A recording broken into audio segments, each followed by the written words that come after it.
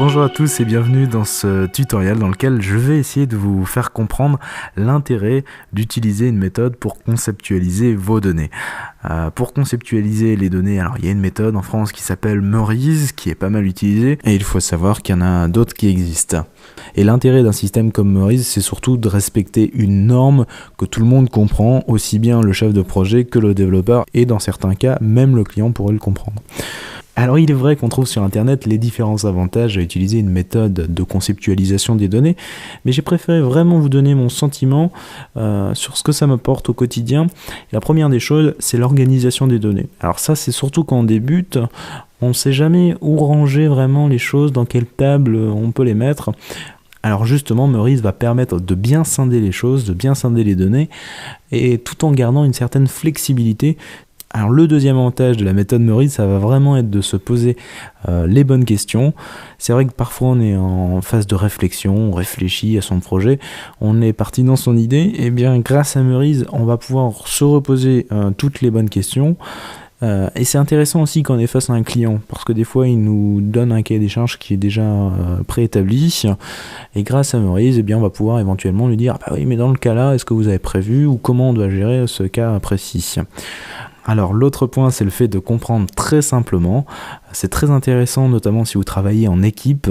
Ça va permettre à tous les développeurs de comprendre comment sont structurées les données, comment la table numéro A agit avec la table numéro B.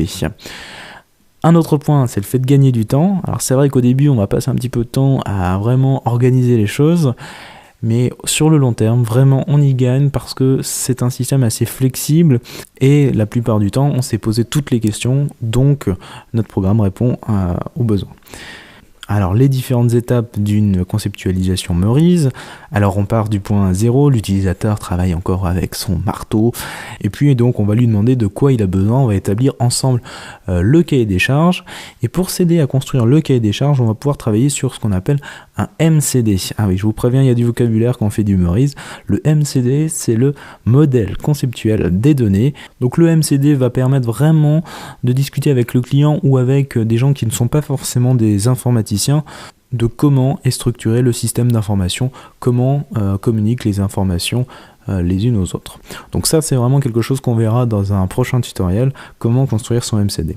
Le point suivant, c'est le MLD, le modèle logique des données. Ça, c'est quelque chose que je n'aborderai pas. On passera directement au MPD, le modèle physique des données. En quelque sorte, le MPD, c'est vraiment ce qui correspond à une approche base de données. Et le cinquième point, eh bien voilà, le système est automatisé. Donc il existe des logiciels pour dessiner ces fameux schémas. Bien sûr, vous pouvez prendre un crayon, une feuille, ça permet déjà de structurer les choses. Il n'y a pas forcément besoin d'avoir tous ces logiciels. Bon, si ça apporte quand même des plus forcément. Le plus connu, c'est PowerMC, ce qui est beaucoup utilisé dans les lycées, dans les écoles.